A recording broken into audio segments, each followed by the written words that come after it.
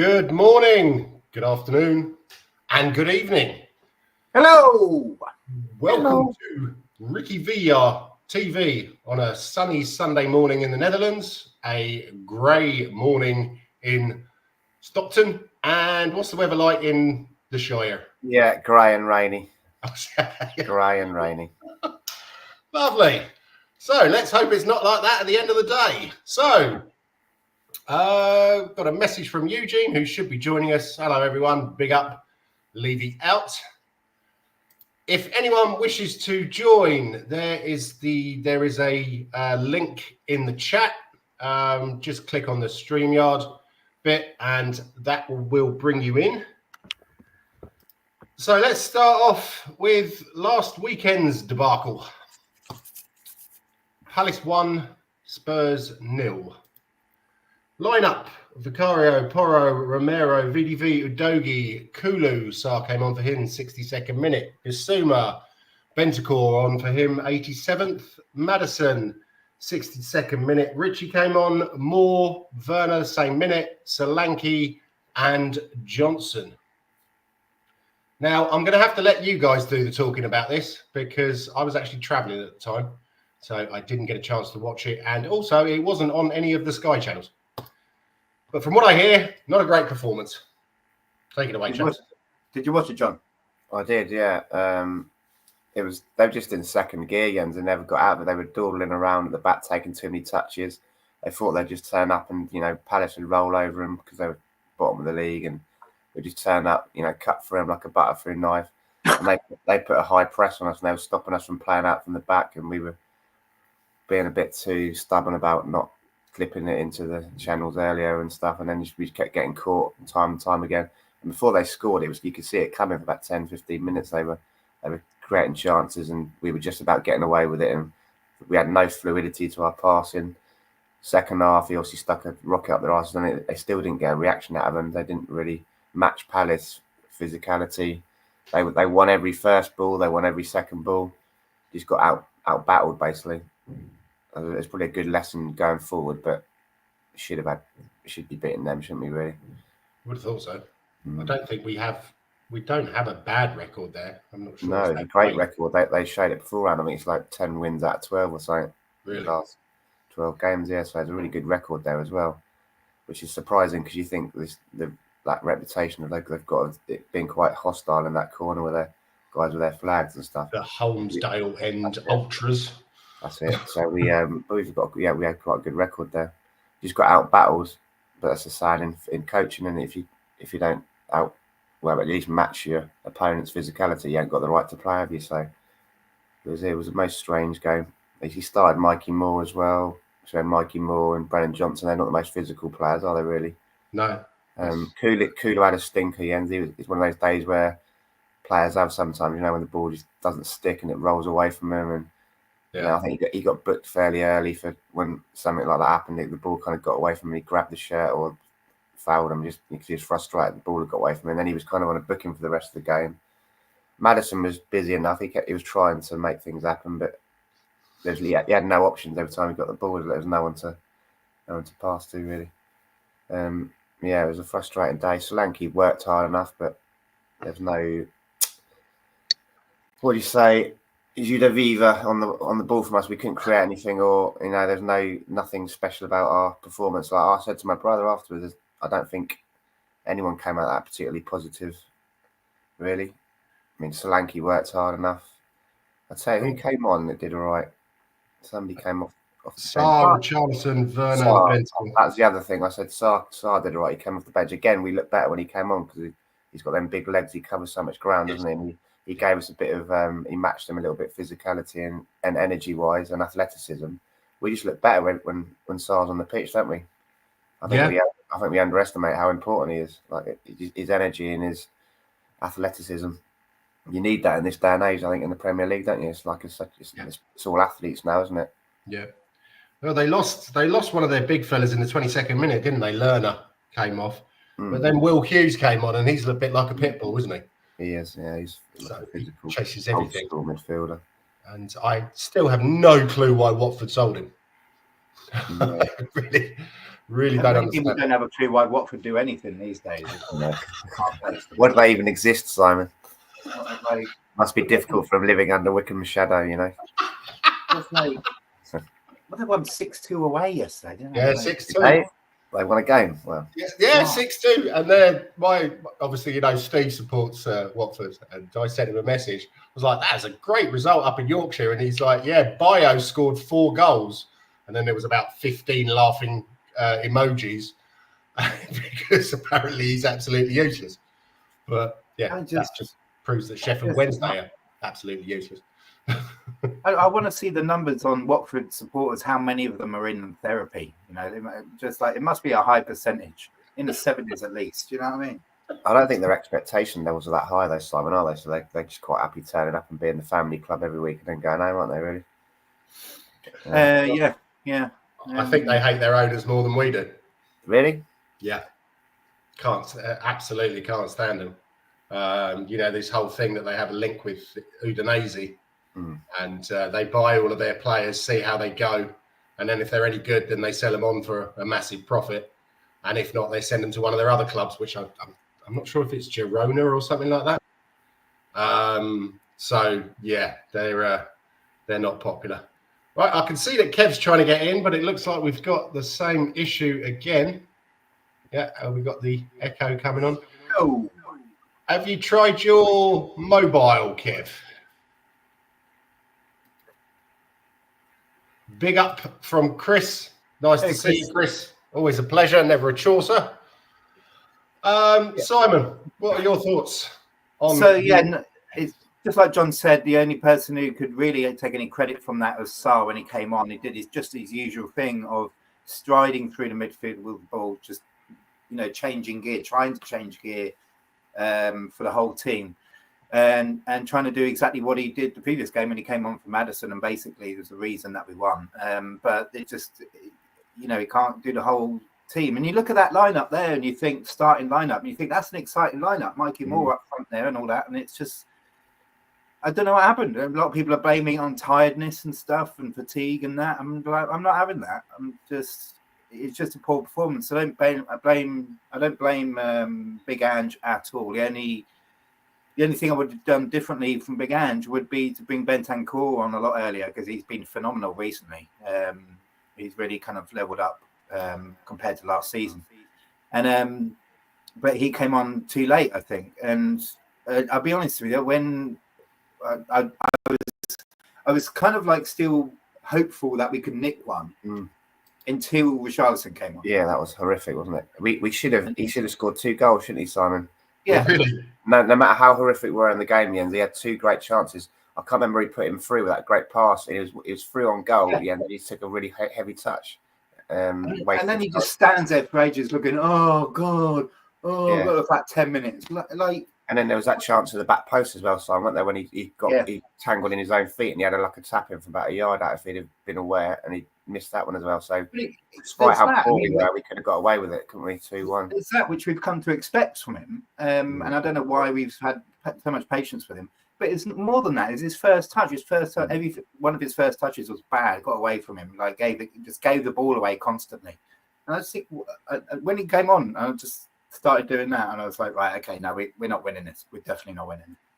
How have we had the most 2 horrific Brazilians of all time? Like, we can't even control the football, like Emerson and Richarlison. It's mad. And don't forget about Paulinho. Paulinho. His control wasn't the best either, was it? Oh dear. Okay, well, anything else to say on that? I have on my foot mob thing. It said that Moore was the worst performer, 5.7. He played very safe. He got the ball, and he didn't really try too many take-ons. Yeah. But it's his Premier League debut, isn't it? You can understand it. He just wants to ease himself into the game. He didn't give the ball away really. I mean, he got tackled a few times. Maybe he gets a pass, doesn't he? Because exactly. Yeah. But yeah, so Simon wanted to share, while we're talking about Mikey Moore, Simon wanted to share a picture of him.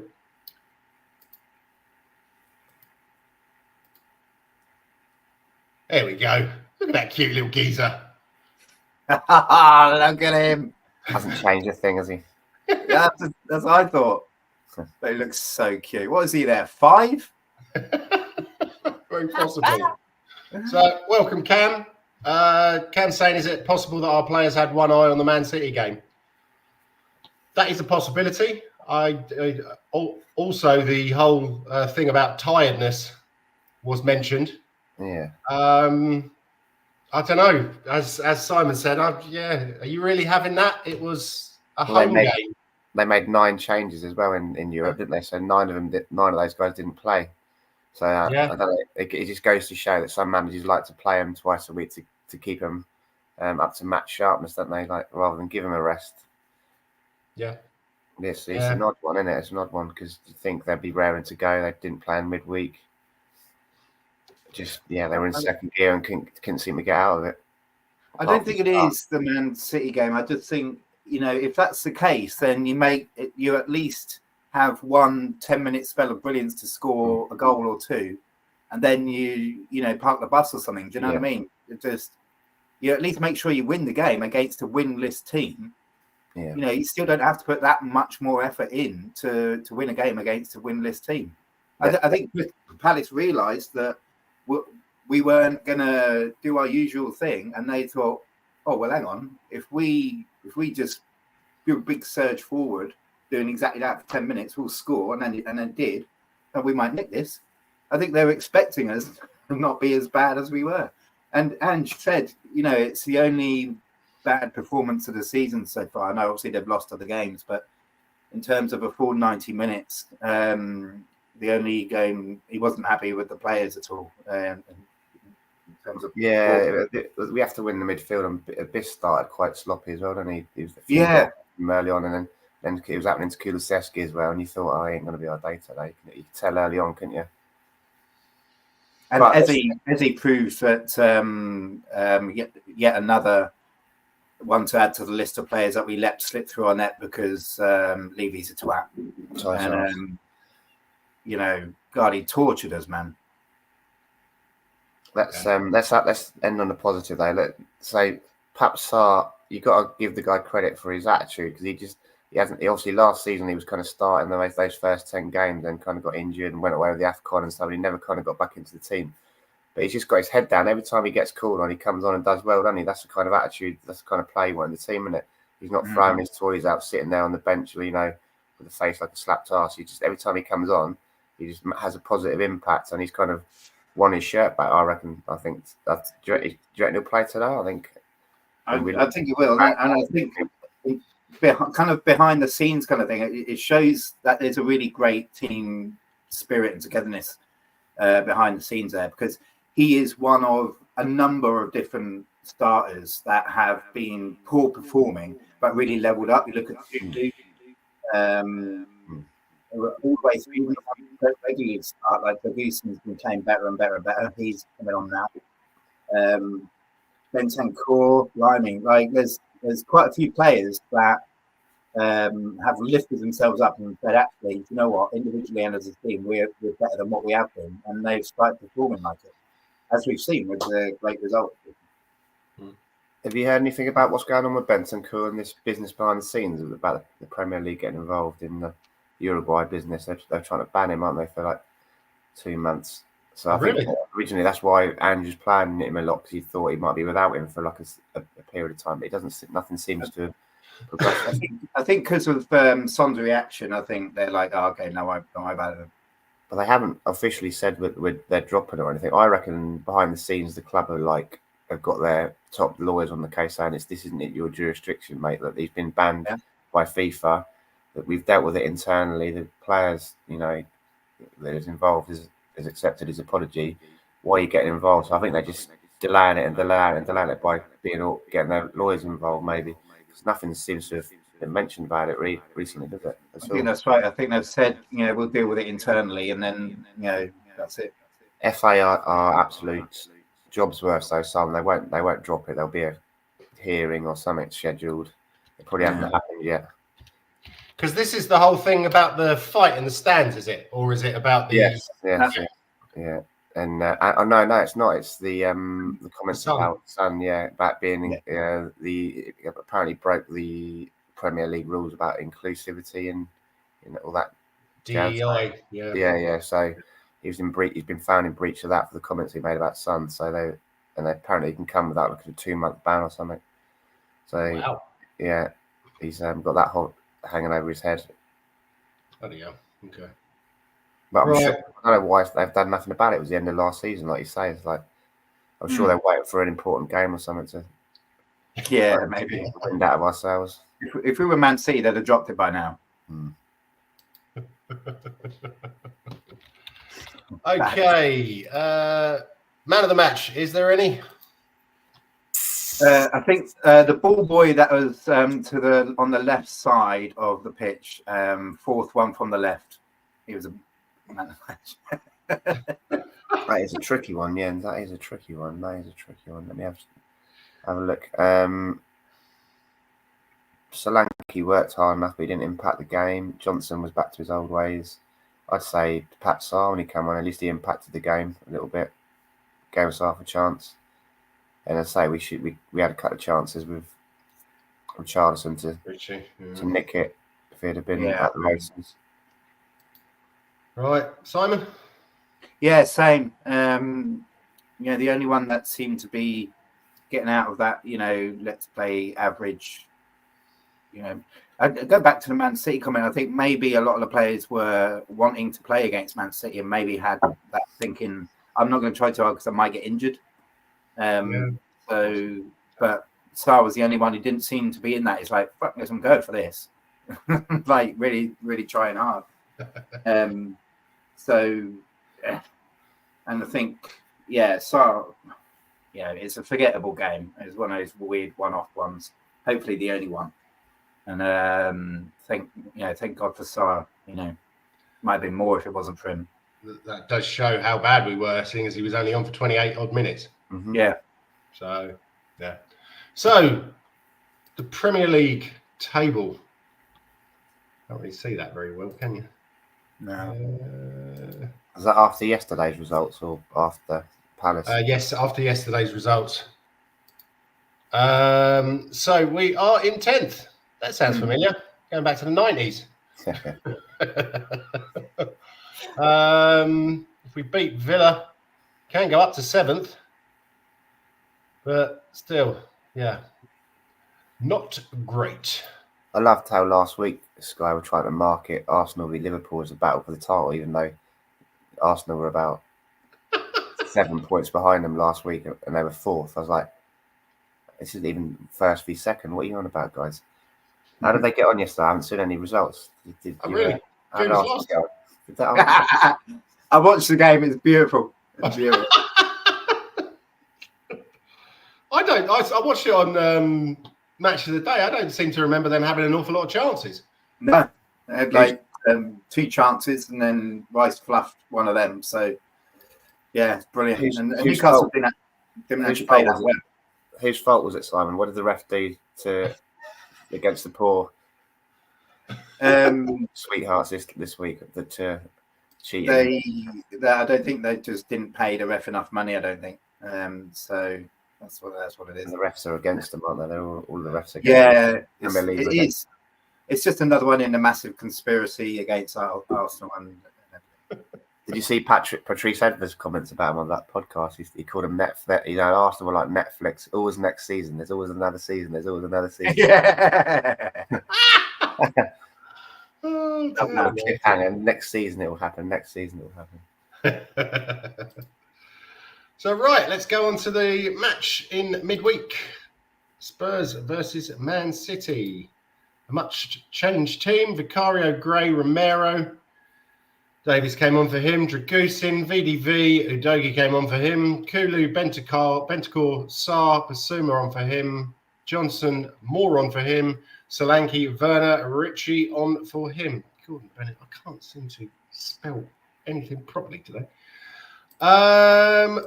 And the Spurs go marching on. What a game. Talk about the polar opposite of the Palace game. I know they're quite secretive, aren't they, with Ange and stuff and what goes on behind the scenes, but I'd love to hear the bollocking midweek from the Palace game before the Man City game. Just like, oh my word. What a completely different completely different team. Everybody played bloody brilliantly. It was just exceptional. Even especially Archie Gray as well. Archie Gray for me really impressed. But good God, I don't know about you, but when I saw Wiener going through 1-on-1, coming in for that shot, and I'm like, oh, okay. Rose Edge.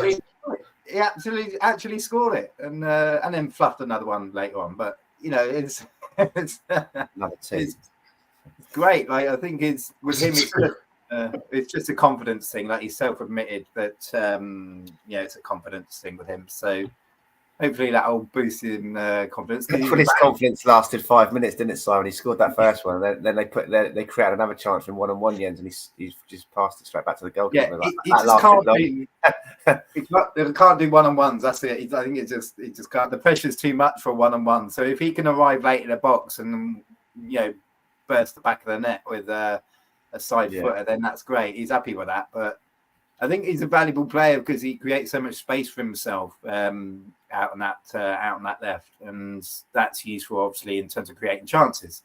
It's another avenue of creativity rather than playing all the horseshoe stuff. And he's valuable in that sense. It's just he should have about half a dozen goals on the sheet now, but he just hasn't.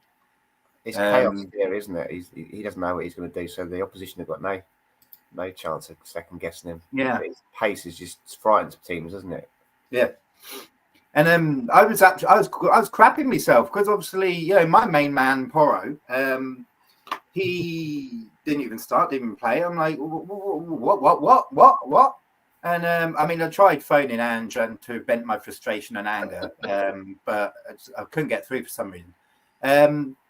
And I was really worried, and obviously Archie Gray's in his place, and I was like, Archie Gray, bless him, he had a torrid time. He was getting rinsed for most of the first half, and I was like, okay, just bring my man on, But he stuck with it. It's a massive learning curve for him. It shows his football intelligence, doesn't it? He was getting in the first half, and then he worked it out by the second half. He's a clever footballer. He's a clever footballer. That's one of the reasons they like him, I think. Intelligent football. He takes on information well, and tactically he's very good. He's got his default speed is massive. It's rapid, man. So he can take on new stuff and build that onto this default things that he's got, which is being quick and stuff. And he's going to be a phenomenal player for us. Hopefully we don't sell him. The Johnson I thought was a bit tame. He didn't really make much of a breakthrough, but that's okay. He's still worried in terms of what he can do. Kulusevski back to getting man of the match. Yeah, absolutely. Sorry. That was going to be the next heading, but it says I've been in England this week seeing my family, so I watched about 20 minutes of it and then I listened to it on the radio after that. They did sound like they were putting us under a lot of pressure, but they did have a much changed team. The Stockport Iniesta didn't really show up, did he? No. But I thought, from what I was hearing, Savinho and Nunes sounded like massive amounts of trouble. Good players. No, I think we contained them pretty well. Again, Gray was the only kind of weak link, really, back there. And Ben Davies, I think, had a really good game. Did. Dragusin, for me, was man of the match, to be honest. He's really stepped up. When you consider the faux pas he's done recently, to turn yourself around from that and play the way he did, it's brilliant. The only thing that pissed me off, apart from my main man not playing, which I suppose we should be grateful for, is obviously he gets a rest. Not that he needs a rest because he's just immortal. So,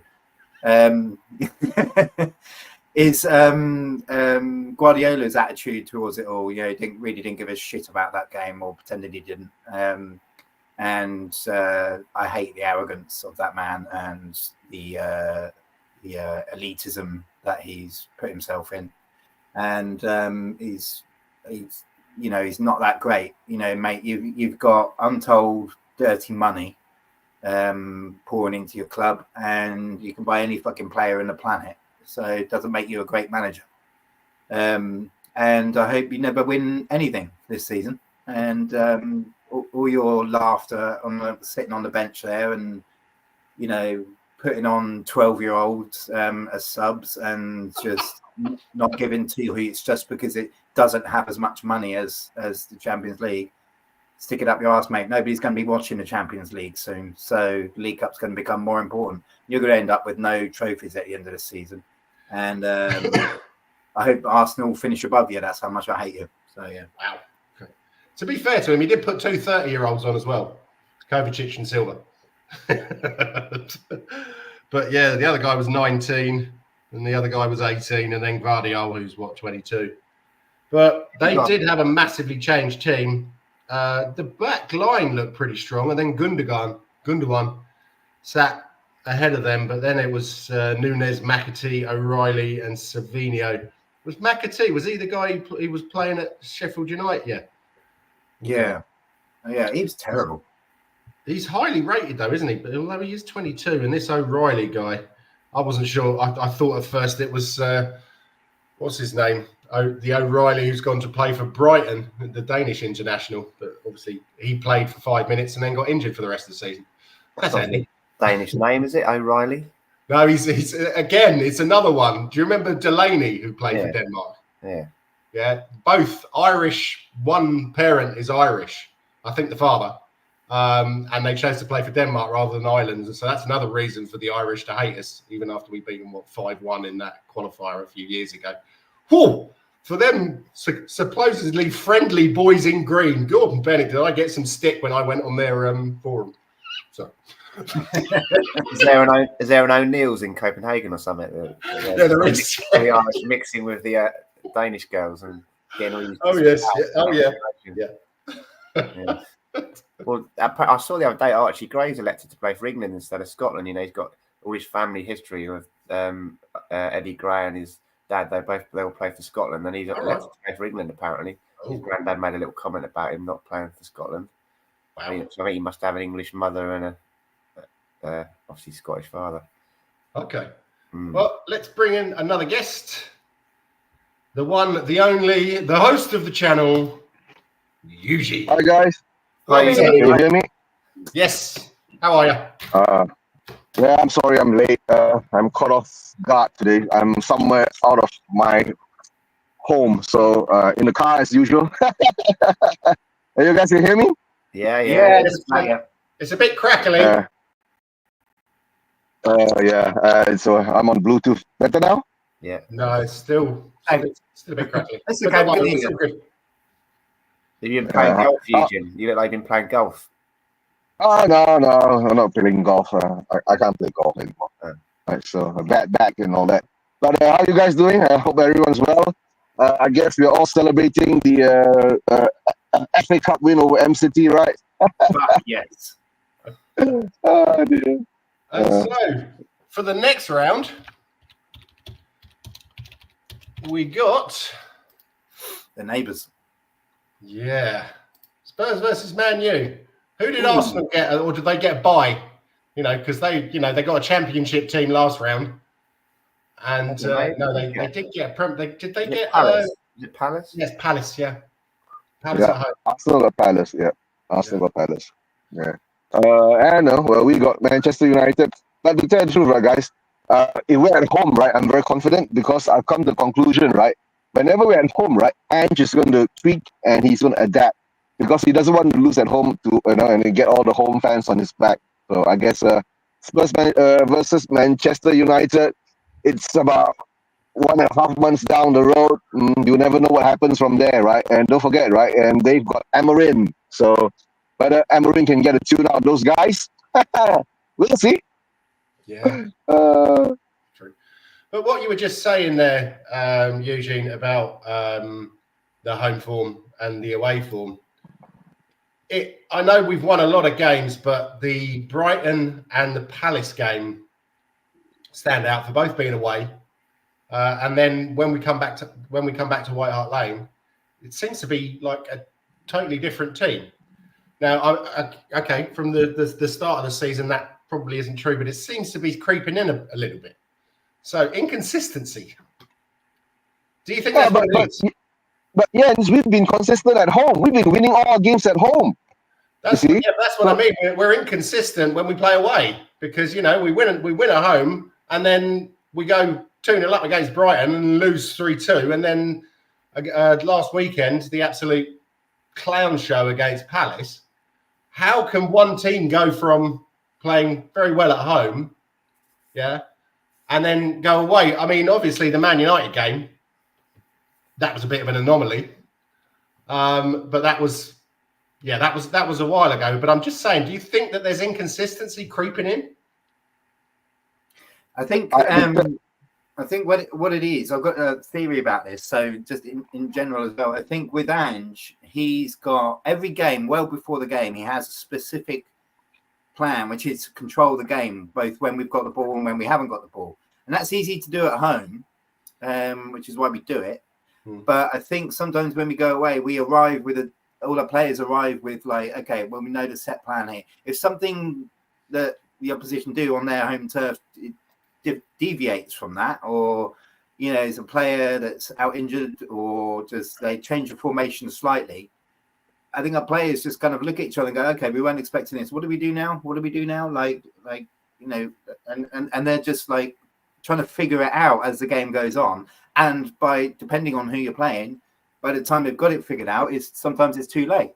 I think if you look at the Brighton game, especially, that would explain a game of two halves. Sorry to use a cliche, but we came out the second half expecting Brighton to just try and hold us at bay and stop us scoring another goal, whereas actually they thought, no, fuck this, we're gonna, because this is what they should have done the research. Brighton are well known for more comebacks than anybody else. But Simon, how do you explain, right, the game against Palace when we lost our brains and we lost our balls? Yeah, exactly. And that's what I mean. Well, that's what I mean. So they're expecting a certain type of game from Palace. With again similar things like, oh, Palace are just going to want us to stop scoring 6 against them. So we don't really have to make much of an effort. Let's just tap it around and then we'll score one every 15-20 minutes or so, and we'll just not have to make much effort. Let's not get injured before the Man City game.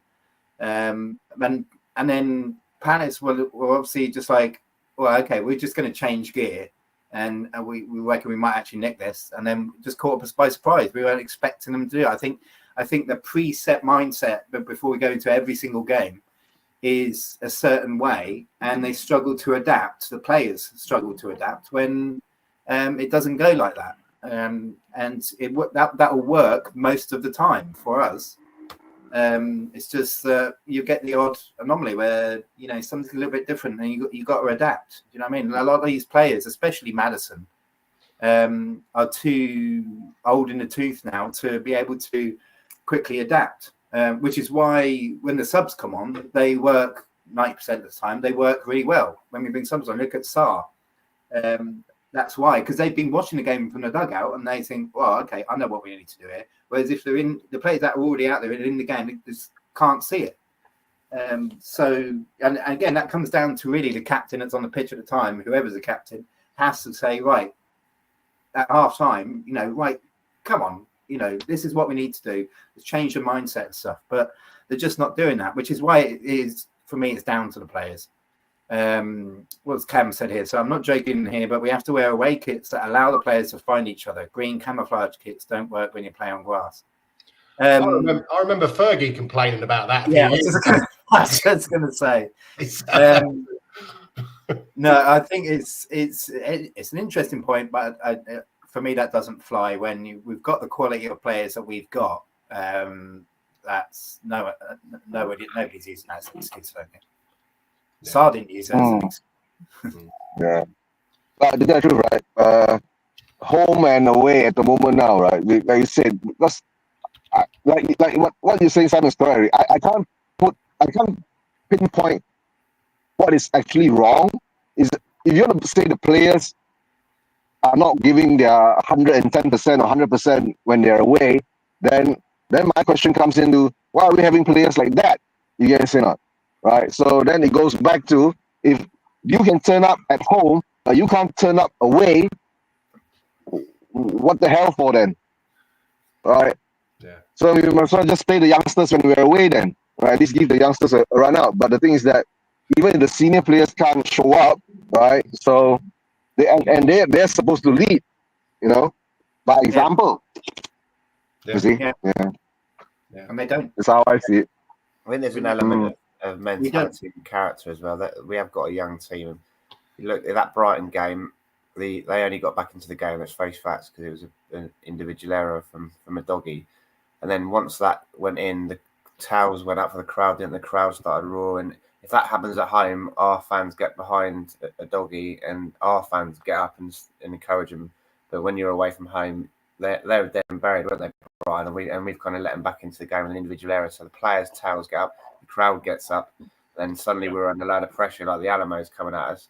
And that some of the younger players didn't like it very much, did they? And then we kind of folded under the pressure, and that's just something they're going to have to learn. I mean, they said there was a lot of youngsters in that team. There were some experienced players as well, but we couldn't overcome that onslaught, could we, from the crowd? And we basically handed them ascendancy back in the game, didn't we? We'd already won the game once, and then let them back into it.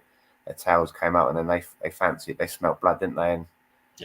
And we chucked a lot of blood in the water. Yeah. We need somebody. It should be the captain. We need somebody to step up and say, right, we're going to change this mentality. We break through it. Even if it's just right from now on for the next half an hour, just keep the ball, just keep possession.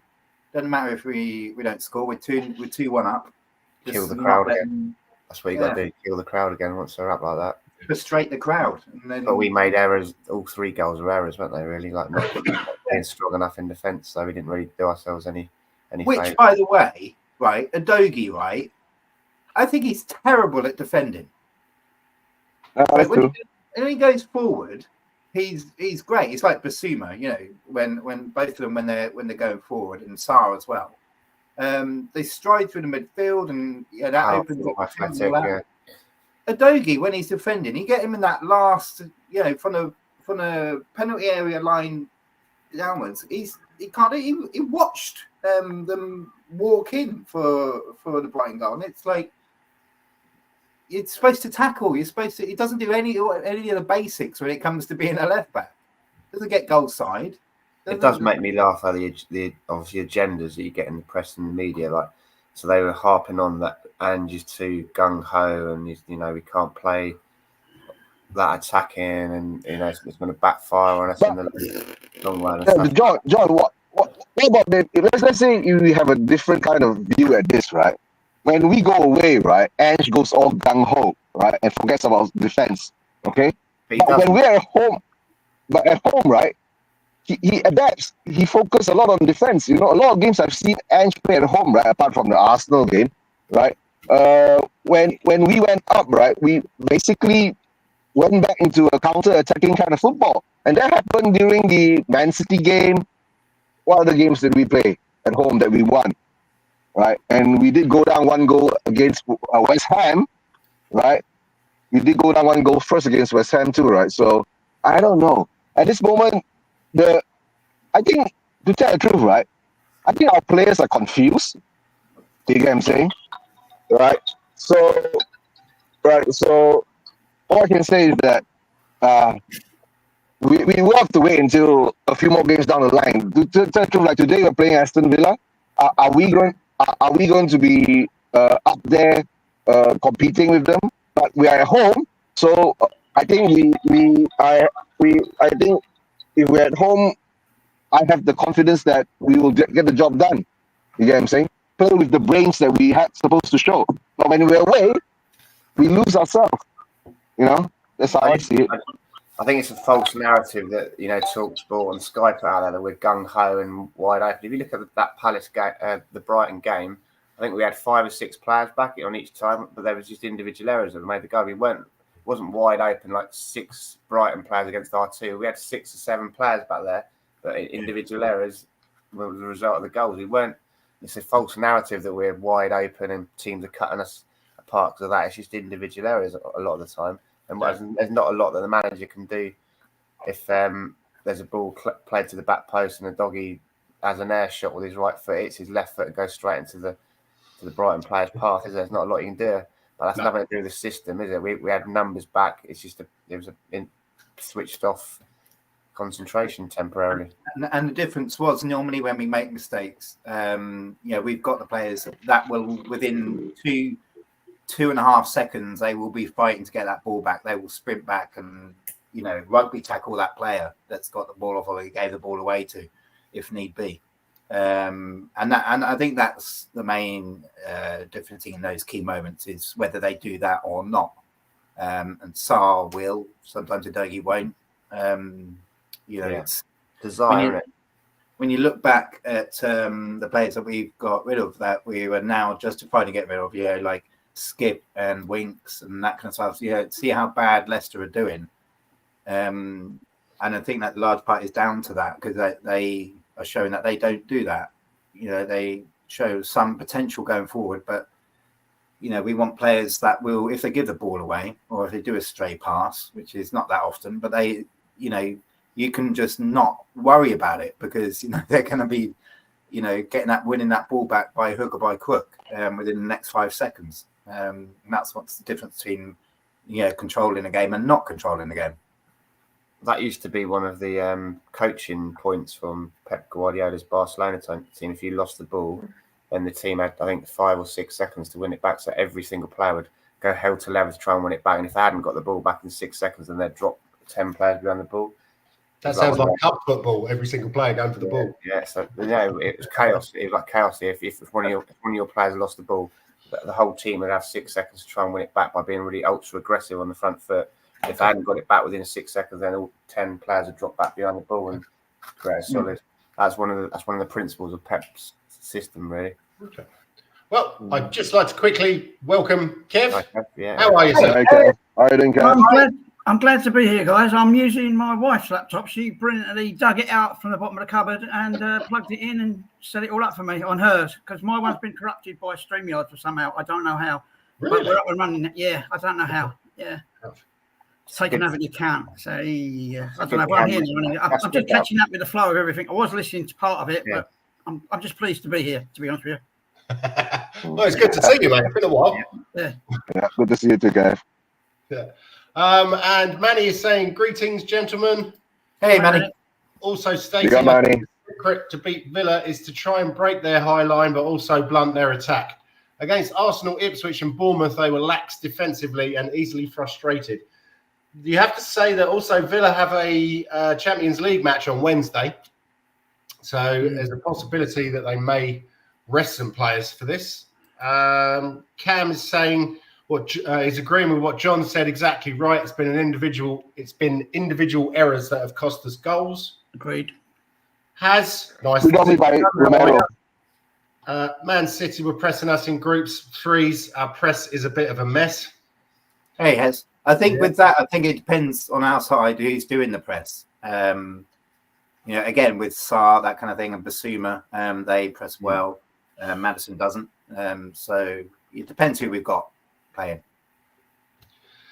That's a very good point, Manny. If you saw Bournemouth win over City yesterday, you could say that Iriola beat Guardiola at his own game.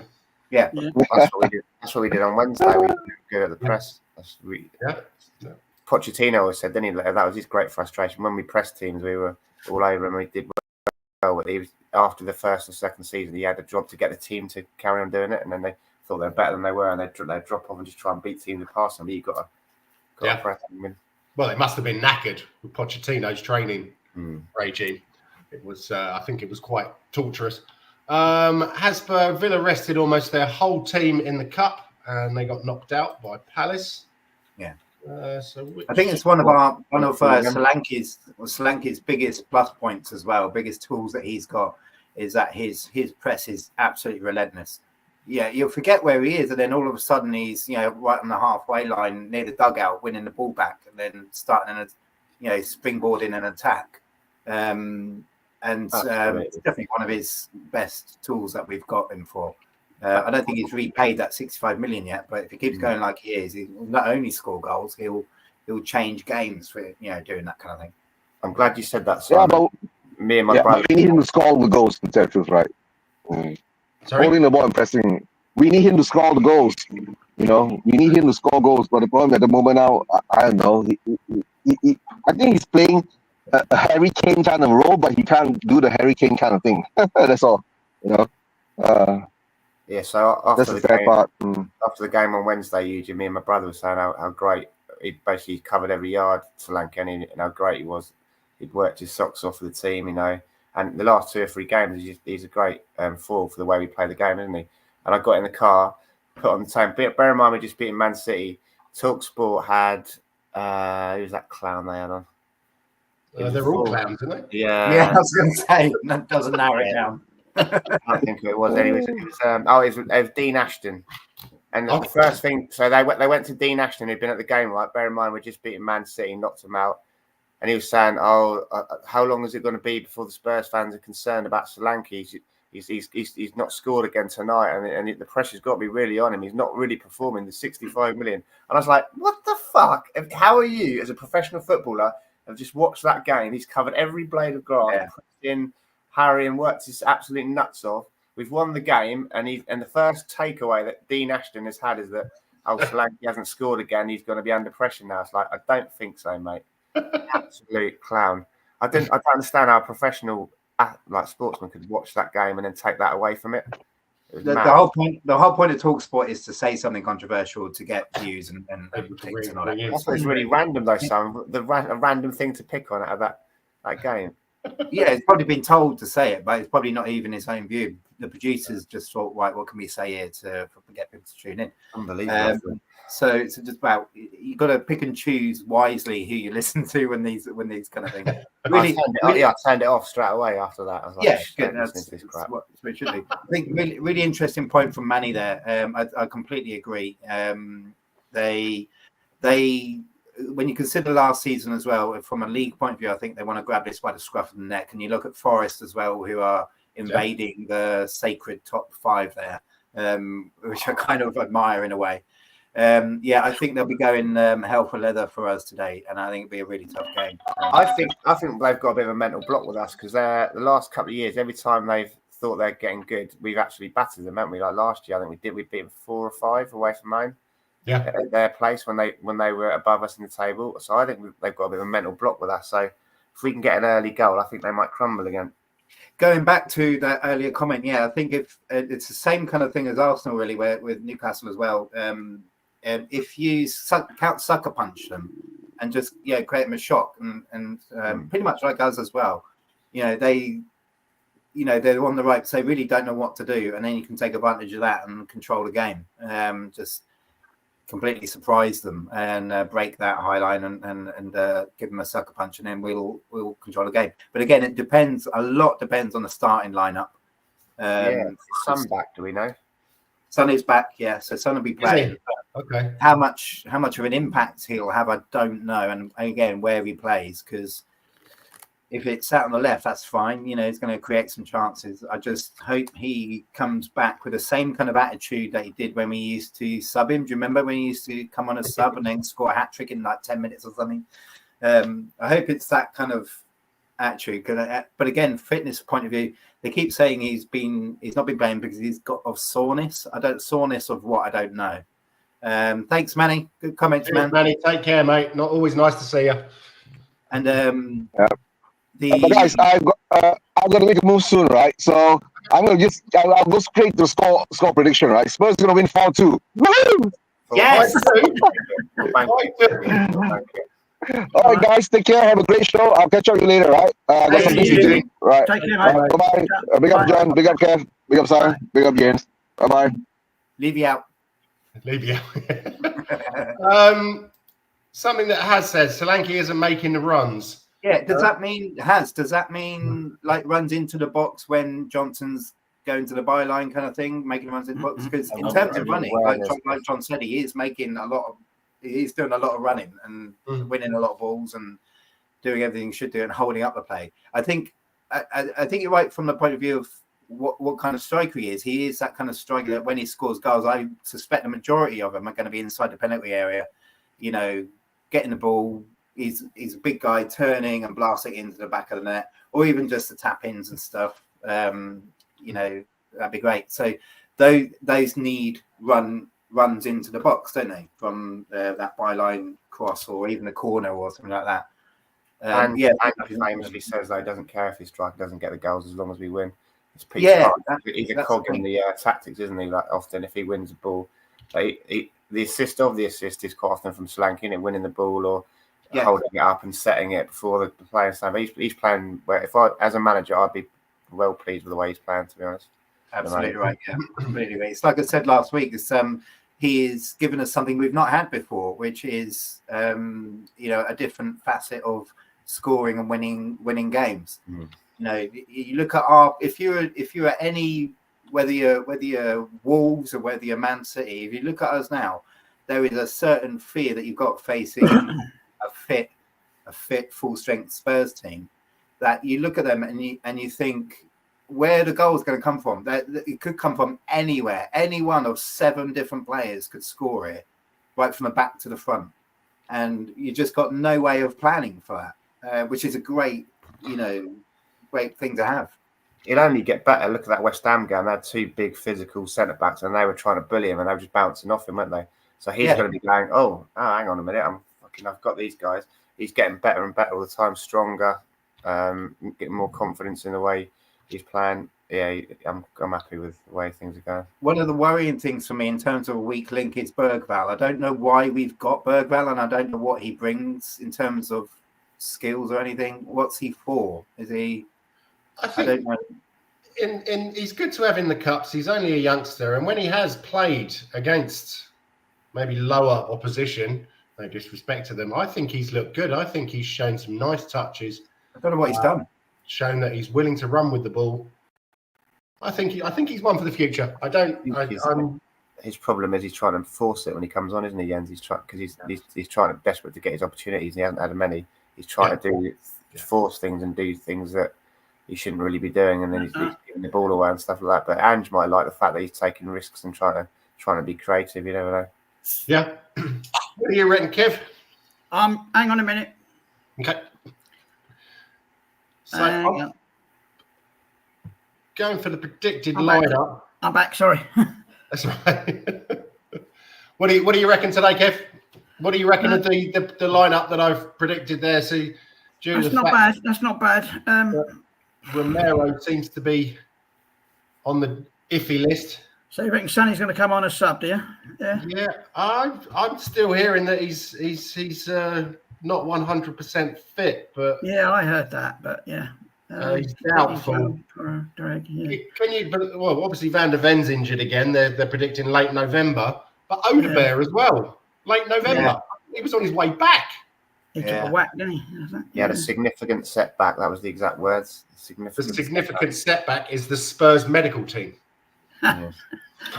Well, no, hang on. That used to be the case. Let's not dwell on the past. You know, they've got completely new guys in the medical team now. So the fact that, you know, Van der Ven limps off in that game and we're expecting him back probably within 2 weeks is great compared to what we used to be like. Now, I think that team does kind of pick itself. You know, there's not a lot else we can do with what we've got. I think he'll pick Werner, won't he, Kev, after his goal the other day? He's got to be on a high, hasn't he? So, yeah. So we did say though, Kev, that his confidence went after 5 minutes, didn't he? After he scored, he had another chance which he fluffed, then he had another chance which he fluffed. So the confidence. Got to get it back again. Yeah. Don't you think that's a bit odd, playing Mickey Van der Ven as left back on Wednesday? No, he's done it before. Yeah, I know, but that we had Davis on the bench, that we had Udogie on the bench. I understand Udogie probably needs a rest, but you would have thought that Van der Ven would get a rest as well, because it's a big game on Sunday. So I just thought that was a strange decision. I think that right winger for Man City is brilliant, and he's so tricky and skillful. I thought he was a bit worried about Udogie getting isolated one-on-one against him. You know, like Simon said earlier, his one-on-one defending's not the best at the moment, is it, Udogie's? So I think that was he put him out there to try and deal with that Savinio, whatever his name is. I think he got injured in the end, didn't he? But he's a great player, Savino. I don't know where they plucked him from. I say plucked him. I think they spent a lot of money, but great find. So we end up with Richarlison, and they get yeah. No, I know. Yeah. It's about 40 million as well. Imagine. Really? What I'd like to see today is last chance saloon for Richarlison out on the left, where Son's usually been. Because every time the only time Richarlison has played well is out on that left flank between the halfway line and the byline. He plays really well there. He used to play there for Watford. That's where he was when he first came through at Watford. He was left wing. And then put Son in the middle and Kulu just behind. And then I think Johnson will be gagging to have a better game than he did against Man City. So keep Johnson on there. Yeah, so that Savino, he came from a French team called Troyes. Yeah. And was then on loan at Girona. And I think Man City have got interest in Girona, haven't they? It's either them or the Watford boys. I can't remember. I heard that earlier this week. Yeah. So, sorry? How much did they pay for Savino? Does it say on that thing? No, it doesn't. Let me have a look. I think that's. I was looking when I was sort of scanning through the game just then. I thought, oh, Man City, they haven't got De Bruyne, they haven't got Savino. They might struggle here, and they lost, didn't they? In the end, didn't they? He's been a big part to their start to the season. He's a good player, that guy. I think if I'm Villa, if that is our lineup, which I very much doubt, but if that is our lineup today, and you're Villa, you think, right? So we're targeting the bottom right hand side there. Let's put everything on the right hand side, their left, because. Davies and Udogie covering each other. I mean, no, come on now, Simon. Davies and Dragson were great on Wednesday, weren't they? When we needed them. Yeah. They were great. But you look at Savino was 30.8 million. And how much did we pay for Johnson? Brennan Johnson? 52. Yeah. There you go. Like that. Okay. But it's always the English or Welsh, homegrown player extra, isn't Premium. it? Yeah. It's. Sorry, are you two giving us a revelation that our scouting is not what it should be?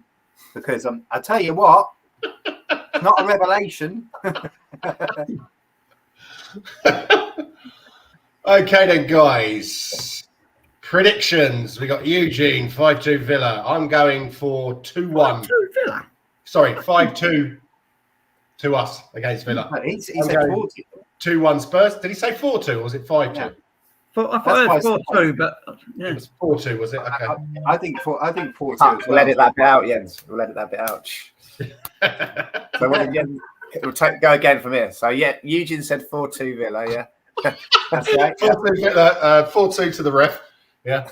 I'll go 2-1 Spurs. Simon, what are you going for?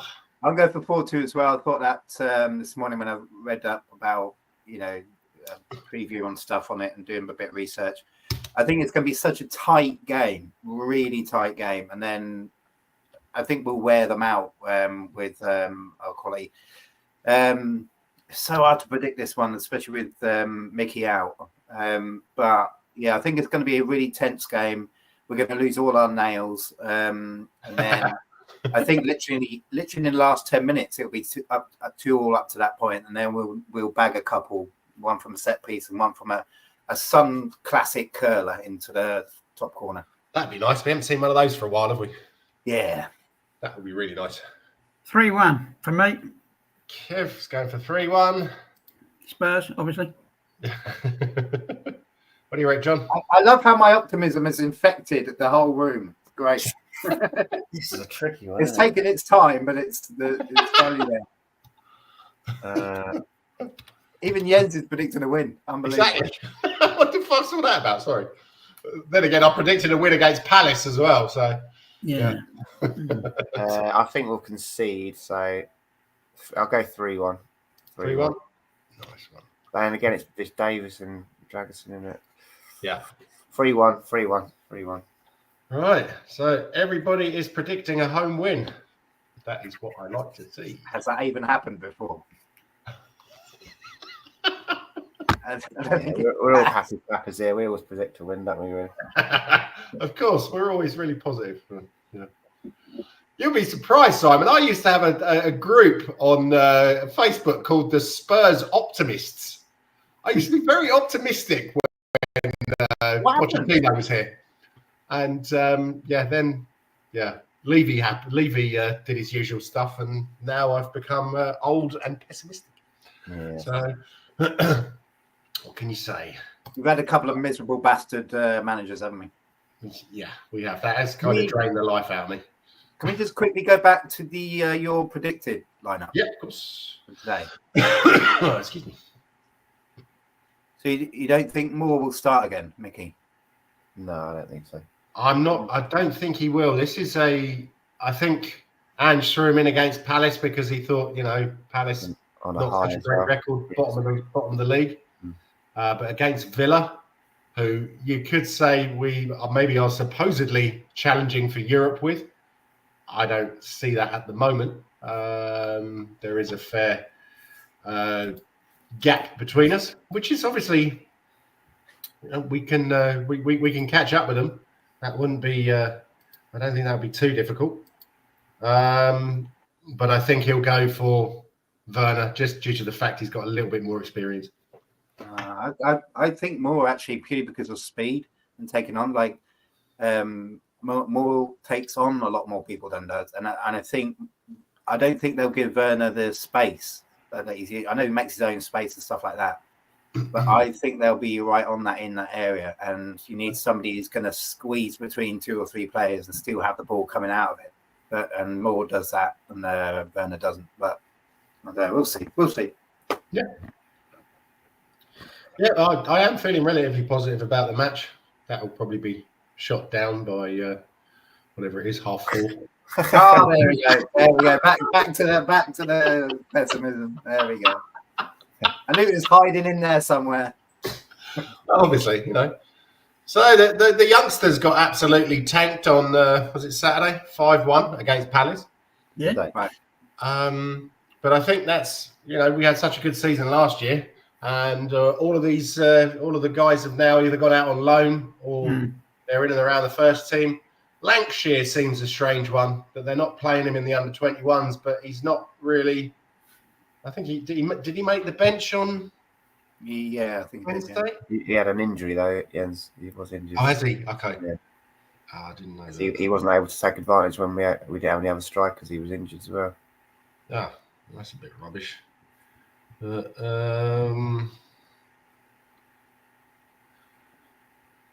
Yeah, we did. Spurs women playing West Ham today as well. Same time, unfortunately, as the men's games. Okay. But that's a good, backup. If we're playing crap and we're 3-0 down by half time, just switch over to watch our women thrashing West Ham by the same scoreline. Yeah, that's always good. Anyone else got anything else they want to talk about? Yeah, we're doing a shout out for Chesham today, are we? Are they playing in the FA Cup today? Yeah. Is that Monday that night? Tomorrow night against Lincoln, I believe. Yeah. Tomorrow night. What time's kick off? 7:15, bizarrely. It's at the Meadow, yeah? It is, yeah. You going? I am indeed, yeah. Nice. Hey. They've been putting up the gantry for about the last week. It took them about a week to put it up. The ITV have been there putting up the old commentators gantry, and they put like a little platform on top of one of the stands as well for all the the pre-match guys to stand on top of there as well. It's going to look very strange. Yeah, it's going to be traffic chaos in Chesham. Luckily, we've got an office in Chesham, so I'm just parked there. Nice one. What's that, Waterside, isn't it? No, so we're now actually in Chesham High Street, so even better. A little parking in Chesham High Street. Yeah, lovely, jubbly. How many do you think Lincoln will bring down? They'll bring 1,000 or something. Not only they're bringing, but I think it was talk of 4,000 capacity that we could have increased it to 5,000. I think. Okay. But yeah, should be Good good. to see. Yeah. I remember going to see Spurs X1 against Chesham down at the Meadow. When do you remember Phil Ifill? Yeah. Who was he actually went on to make his debut against Liverpool first day of the season, and it was a pre-season friendly, and he did actually stand out. He looked really, really good. But there was it one against Liverpool, Snake, if I remember rightly. I think he played a blinder. Yes, yeah, he Liverpool. did. Yeah. He played really well, and then he went on to make, I think, 3 or 4 more appearances. And the last I heard, he was playing in the one man and his dog league, like 17th tier or something like that. So I remember seeing Ledley King and Peter Crouch playing down at the Cheshire Meadow as a young Tottenham team. I took my brother down as one of his first games because I'm like 10 years older than him, and they were warming up in the goal before the game. And I remember someone shooting, and then a guy came to get the ball, and he had a lisp, and my brother went and got the ball to him, handed it to him, and he went, "Yeah, cheers, mate." It was Ledley King. And then years later, for my brother's 30th birthday, I got Ledley King to do a cameo. And he sort of did. Actually, I remember you. Actually, didn't you hand the ball back to me at Cheshire United? Although I say that, he goes, "I remember you. You're behind the goal, and you gave the ball back to me." Nice. So, yeah, I remember seeing Ledley King down there and Crouchy, big, tall, skinny fella with. Oh, brilliant! I remember seeing a guy who was shorter than Jose Dominguez, who was playing up front for us, and he was, Dominguez was quite muscular though, wasn't he? This guy was just skinny as a rake and tiny. He had some nice touches. Can't for the life of me remember his name. I have to try and look that up. But yeah, it was a good night out, that was, although I had to travel back to London the next day in the morning. Went to Paddington and yeah, felt a bit rough. Well, best of luck to Cheshire for tomorrow then. Speaking of occasions, Emery's birthday today, isn't it? Oh, how good would it be to thrash them 5-0 on his evening. birthday? Good evening. Bad evening.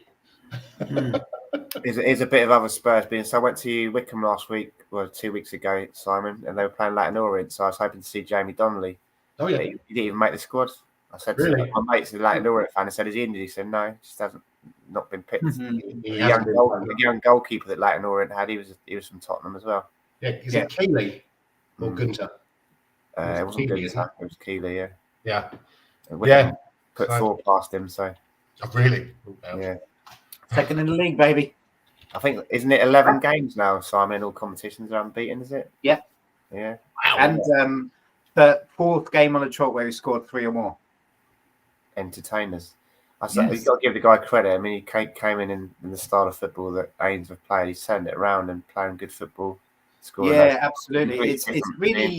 It's really rewarding now when you look at watching the FA Cup games yesterday, and Ainsworth was the guest on the touchline, spouting tactics a million miles an hour out of his mouth, desperately trying to advertise himself for a job. Wow. So you're right, mate. You left us in the lurch, go to QPR, did a crap job, got sacked within 5 minutes. Nobody wants you. Yeah. Bloomfield's come in and he's really turned it around, put his own stamp on things. And recruitment has been the key thing. Obviously, like a lot of League One teams, unless you're again Birmingham or Wrexham, you've got to get loan players in. But we've even decreased that now to like one or two as opposed to 3 or 4. And our squad size has been the key thing. It's been rotation and squad size, which has allowed us to pull the wins out of the bag. Super subs coming on, scoring hat tricks within 10 minutes, 9 minutes. It's just been a pleasure to watch. It's basically just down to hard work and belief in the manager, really. And we find ourselves above the mighty Wrexham. And he was under pressure, wasn't he? After maybe 6 months, the fans were getting his back. They stuck with him and let him build his own team. And it just shows you've got to be patient sometimes. Yeah, it just shows you that don't listen to the 1 in 48,000 fans that are just twats just because they're the loudest. Because those fans that had a go at Bloomfield back then are still having a go at him. Bizarrely, they're still finding things to moan about. Make the loudest noise. Yeah, it just depends. It just goes to show, don't listen to those kind of people. Just Steve Perryman, Simon. We had you on the podcast when we had Steve Perryman. He hated Ainsworth. He called it anti-football. He said because he was involved with Exeter, wasn't he? He was like footballer chairman, and he calls Wickham anti-football. He hated them. He said they just clip it into the channels, not interested in possession. He said you watch all the balls disappear when they go 1-0 up. The old multi-ball. He said he'd get the ball boy to hide all the balls, so whenever the ball went out, it'd waste about 5 minutes. The players stayed down. He said he called Wickham anti-football. He said he hated it. So he's pleased that he's gone now. But yes, it's all right because Ainsworth wears cowboy boots and looks like a rock and roll legend, so he can be forgiven everything. That's all he's got. Don't we all, Jens? Don't we all?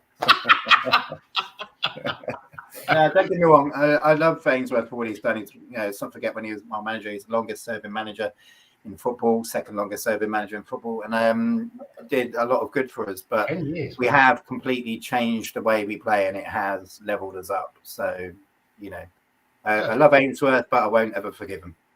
I remember we were catching a flight back to the Netherlands from Heathrow. I think that was the week that or the Chelsea game. Were you there, John? I'm not sure you were, because I met up with Showbiz and Gaza, and Showbiz gave me a lift back to Amersham. Oh yeah, the New Year's Day one. 4-2. I'm not sure if it was. I don't think it was. I think it was around February time, a couple of years ago. But we the QPR. No, so that can't be right, because I think it was actually pre-season, so it wasn't that time. But we were catching a flight back from London. Oh yeah, we were going to Wimbledon. Sorry, and the QPR team was at Terminal 5 or Terminal 4 or wherever we were flying from, and I was really impressed how polite and nice Ainsworth was. He was like, "Oh, sorry if we're in your way," because obviously there's like 30 blokes. And oh yeah, lads, move out the way. Come on, let the other people through. And I was really impressed with that. I didn't say anything to him that you're fucking Judas, but I didn't think that was such a good idea. Yeah, he just made a greedy, stupid decision and paid for it. So bygones. See you later. QPR is a complete bloody mess, though, isn't it? I don't know I don't know what he was thinking they were going there. Yeah. Whilst I remember, for all you football fans watching, if you want to see a proper blood and thunder derby, in about 15 minutes, it's MK Dons versus Wimbledon in the FA Cup. Oh. Is that on the telly? I don't know. I'm going to try and find it. Yeah, the FA have been really weird with their coverage on the FA Cup. This is what I don't understand. What happened to the highlights show, or is that on tonight? That's on tonight. It's 6:15 our time, GMT. So, right. But they've got it's after the draw, I think. Okay. Was it because I before was the draw? expecting to watch it. I wanted to watch the highlights last night, and it was just the Premier League. So yeah, I don't know who's got the rights. Is it BT or Sky or who? ITV4, I guess. If Chesham's on ITV, it's split between the BBC and ITV, and the BBC have got the majority of it. But in terms of live football, I don't know how to do it. And the FA themselves, their own channel, are doing this really annoying simulcast thing where they just chop from one game to the other on one channel. Oh yeah, it's like it's so annoying because I knew when Wycombe won yesterday, beat York City. A scoreline that flattered York City, to be honest, but bless them. Anyway, I knew that we'd scored, but they were just chopping through that and they weren't showing the Wycombe goal at all. It wasn't, so it's not like, breaking news, have just scored, let's go to that game and show, the quick replay of that. No, they have to go around this massive loop. And I'm like, this is shite. When it was on BBC a few years ago, they used to do the old iPlay. You could choose the game you wanted to watch, couldn't you? You could go through them. Yeah, on the old website, yeah. They do that still to a certain extent, but just doesn't seem like they're doing it with the FA, unless you want to listen to radio commentary, which, it's not the same, is it? Anyway, sorry. Good luck, Chesham. Good luck, Wimbledon. Thrash those bastards. Thrash the franchise. You love the FA Cup, mate. I love it. Yeah. Good luck, Orient. Orient? Yeah, they're playing Boreham Wood. We were just saying a minute ago, Kevin, Wycombe beat them 4-0 or 4-1 a few weeks ago. Yeah, I know. They're languishing down the bottom now, Orient. They're fourth from bottom last night. They had a little bad start, then a good run, and gone bad again. Yeah. They got that Richie Wellens, didn't they? Yeah, he's not doing great, is he? Right, so. Yeah, I don't know what happened to Jamie Donnelly. Maybe he's injured. Who knows? Is that Donnelly? Donnelly, yeah. No, from what I've heard, well, I've only heard this secondhand, but he is not playing well. They're complaining about him bottling tackles and not putting his foot in, which, you know, that's part and parcel of League One football, isn't it? He can't be expected to just play pretty passes all the time. He has to get stuck in. So, yeah, I mean, obviously all hope is not lost yet, because look at Harry Kane's loan deals. They didn't all go very well. I'm not saying that he's as good as Harry Kane. But that's how the conversation went with the Leighton Orient fan, actually, Jens. I said, "Where's Jamie Donnelly?" And he said, "Quite, I hope he's fucked off back to Tottenham."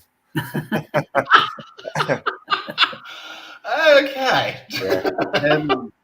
Just a note for viewers who are watching this anytime in the future, if you're wondering why we put Good Luck Cheshire, we're talking about Cheshire. 3 of us are from around that area, just an explainer there. That's why we're saying Good Luck Cheshire in the FA Cup. Going on, like, what the hell are they talking about? Imagine if they take off in Indonesia now because of this. Yeah. Indonesia. Shirts galore. What was Orient was quite local to you, wasn't it, Kev? Yeah, there was my nearest ground when I was a kid. Yeah.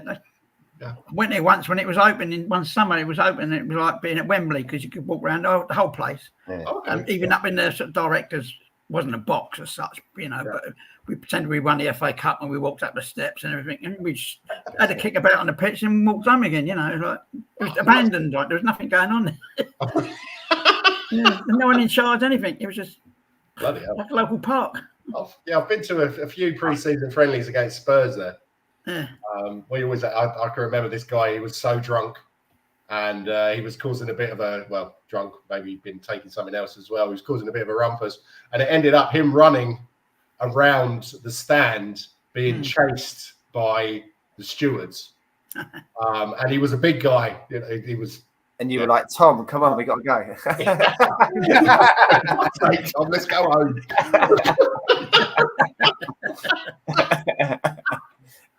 But it took him I'd say probably about 2 to 3 minutes to catch him. It was better entertainment than the match was.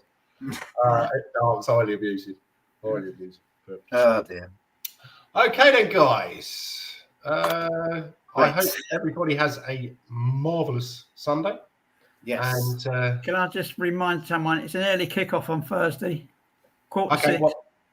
Galatasaray. 6:45. Mm-hmm. Wow. Okay. That's perfect for me. 7:15 over here. Lovely jubbly. Make your own food, Olivia. I'm watching the football. Yeah. So, do we want to do a pre-match analysis for that, or what do you think? Welcome to hell. Can do. Yeah, I'm down for that. Okay. Well, Actually, that's the way, isn't it? Well, he risked the youngsters for that one. It's quite an atmosphere at that stadium, isn't it? Apparently, I don't even know. It might be a good one to chuck them into, actually. Sink or swim. Yeah, 6:45. Yeah, Thursday. I'll have just got in from work for kickoff, so I'll be at work. Is that how you spell it? Yep. Spot. Yeah. Okay. Yeah. Good stuff. And so, what do we reckon? Isn't that where Big Dave is? Is Big Dave at Galatasaray? Sorry? Big Dave, Davinson Sanchez. Didn't he go to Galatasaray? Yes, he did. Yeah. That rings a bell. Did he? Yeah. And what's his name? Tanguy. He was there on loan. He's now back in France. He's gone, is he? But they've got what's his name? They've got quite a few ex-Premiership players. Yeah. Where did Maureen go? Is he Fenerbahce? Yes. Yeah. Galatasaray. A tough game, but I think we'll pull through on that one. Yeah, they've got a really tough game considering the atmosphere there. It's going to be 4 times as much as like the problem that we've been had recently with those 2, the Brighton game and the Palace game. You know, the atmosphere contributed to that and the belief from the fans and stuff. So going to Galatasaray is like, oh, okay, I'm a bit worried about that. I'm hoping we can basically scrape a draw. And that's what I'm hoping. But Sanchez, according to my app, is their best player. Oh, he's got an average rating of 7.87, above Victor Osimhen, who apparently is. I thought he was really special. God knows why he went to Galatasaray. Yeah. And Herrera, the midget from Arsenal. All right. They've also got Icardi up front. Yeah. Who I think was he Inter? I know he's Paris Saint-Germain. How are they doing in their league? You know. In the league, they are top. Really? Yeah, Blimey. won 9, drawn 1. Then it's Stanson-Spor and Fenerbahce after. Blimey. So yeah, they're flying. They're running away with it at the moment. Oh, So, A scrape a draw then, I think. that'd be nice, I'd say. Hmm. Who else Because have we're in a we good got? position, aren't we? So we don't really need to overextend ourselves. Well, God. That's probably what we said about Palace, wasn't it? Yeah. They've also got Mertens. You remember Dries Mertens, the Belgian guy? yeah. They've got Batshit Wai from Chelsea. Oh, right. Ziyech as well from Chelsea. So yeah, I don't think they're in. They're definitely no mugs. Yeah, it's going to not be as easy, I thought. Yeah. Yeah, but yeah. Well, I look forward. Is it Thursday or Wednesday? Thursday, yeah. Okay, and then who have we got the week after? Ipswich in the afternoon, Sunday afternoon. Okay. And they haven't won a game yet. I don't think, have they? No. Yeah, we won yesterday. I did. Oh, of course, yeah. They're off and running. They Did they win yesterday? don't need Dr. Tottenham, so we're okay. Mm. Did they really win yesterday? Oh, hang on, did they? No, they drew. They drew with Leicester. Oh, no. They do sorry, need Dr. Tottenham. They should have won yesterday, yeah. Mm. Yeah, it was 94 minutes when Leicester equalised. Yeah, they were moaning about penalty as well, I think. Yeah. A lot of controversy in that game, yeah. They seem to be draw specialists. 5 It's at draws. our place, though, so Yeah. should blow them away. Should blow them away. Should. Yeah. Yeah. Okay, then, chaps. Anything else, or shall I wrap it up for today? Wrap it up. Wrap it up, Harry. Wrap it up. Okay. So, have a wonderful week, people. Have a wonderful Sunday. Come on, Well, you it depends on the next 3 hours. Doesn't it, Jess? Let's beat the Blue Boys. And our It'll be week. fine. It'll be fine. And Levy. Come on, you Spurs. Come on, you lily whites. And